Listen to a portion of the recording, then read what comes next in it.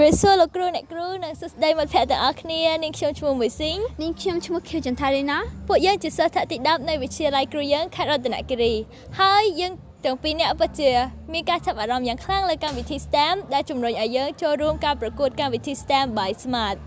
ហើយពួកយើងក៏បានជ្រើសរើសវិញ្ញាសាវិទ្យាសាស្ត្រជីវវិទ្យានិង Ecology ក្រោមប្រធានបទកង្វក់ទឹកនិងកត្តាដែលនាំឲ្យចកលូតលាស់នៅលើបឹងកន្សែងនៅខេត្តរតនគិរីនេះក្នុងគោលបំណងសិក្សាស្វែងយល់អំពីការកើនឡើងនៃចកនិងរកវិធីសាស្ត្រដើម្បីកាត់បន្ថយការកើនឡើងនៃចកមួយនេះពួកយើងបានចែកចេញជាពីរចំណុចសំខាន់ៗដើម្បីឲ្យអ្នកទាំងអស់គ្នាយល់ដឹងឲ្យច្បាស់ទៅលើប្រធានបទមួយនេះទី1គឺការកំណត់ជីវសាស្ត្រនៃចកនិងទី2គឺការផលប៉ះពាល់នៃចកនិងការកាត់បន្ថយចកទៅលើចកមួយប្រភេទនេះដែលមានឈ្មោះថា Giant Savinia យើងបានសិក្សាទៅលើ5យ៉ាងទី1គឺវិភាគលើ pH ទី2 EC ទី3 Salinity ទី4សីតុណ្ហភាពនិងទី5គឺ ORP ខ្ញុំនឹងធ្វើការបកស្រាយអំពីផលវិបាកនៃចកនិងវិធីសាស្ត្រក្នុងការកាត់បន្ថយការកើនឡើងនៃចកអញ្ចឹងកាលណាដែលចកនៅលើការឡើងនៅលើផ្ទៃទឹកពេញផ្ទៃទឹកអស់ហើយគឺវាមិនអាចឲ្យពន្លឺព្រះអាទិត្យឆ្លងចូលទៅក្នុងទឹកបានដែលនាំឲ្យដូចជារុក្ខជាតិសរៃបៃតង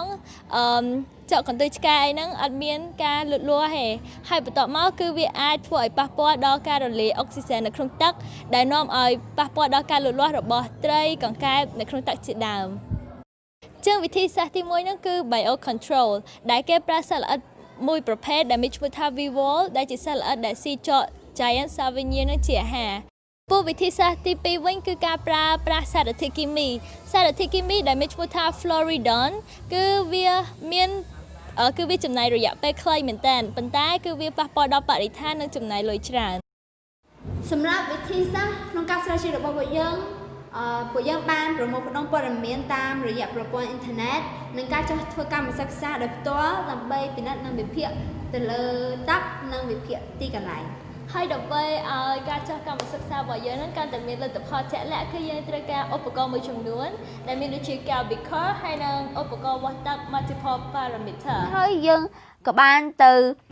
បឹងទាំងពីរដើម្បីប្រមូលទិន្នន័យនិងដើម្បីធ្វើ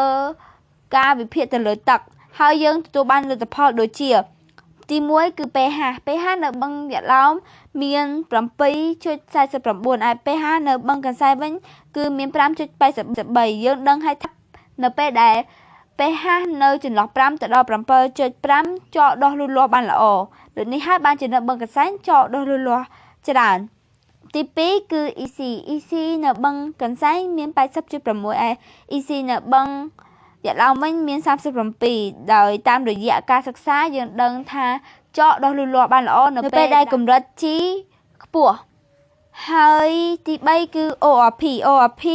កម្រិតភាពស្អាតនៃទឹករវាងបឹងកន្សែងនិងបឹងយក្សឡោមគឺប្រហាក់ប្រហែលគ្នាប៉ុន្តែកម្រិតជាងតាមការពិនិត្យទឹករបស់យើងបានឃើញថាទឹកនៅបឹងកន្សែងគឺវាមានសីតុណ្ហភាព 28.42 អង្សាសេចំណែកឯនៅបឹងយក្សឡោមគឺ 29.4 អង្សាសេដោយយើងបានដឹងថាចកអាចលូតលាស់បានល្អគឺពីចន្លោះសីតុណ្ហភាពពី20ទៅ30អង្សាសេដូច្នេះហើយទើបចកមិនអាចលូតលាស់បាននៅបឹងយក្សឡោមទី5គឺ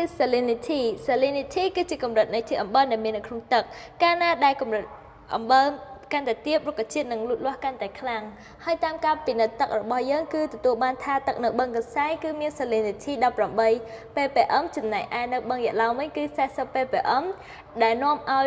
ចកនៅបឹងកន្សែងមានការលូតលាស់លឿនតាមការបង្ហាញរបស់ពួកយើងមកគឺទឹកបឹងកន្សែងសម្បូរចកដោយសារតែ pH កម្រិតអំបិល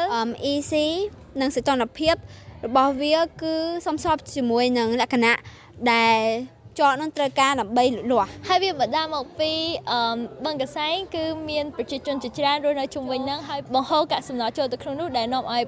ទឹកបឹងកន្សែងមានជីវជាតិជាចុងក្រោយសូមថ្លែងអំណរគុណដល់ Smart ដែលបង្កើតឲ្យមានកម្មវិធីនេះឡើងលោកគ្រូហួតជ័យសានដែលជាអ្នកសម្របសម្រួលព្រមទាំងសាលារៀនគ្រូយើងទាំងមិត្តភ័ក្តិដែលបានចុះកម្មសិក្សាជាមួយយើងផងដែរហើយអរគុណសម្រាប់ការទស្សនាវីដេអូមួយនេះបាយ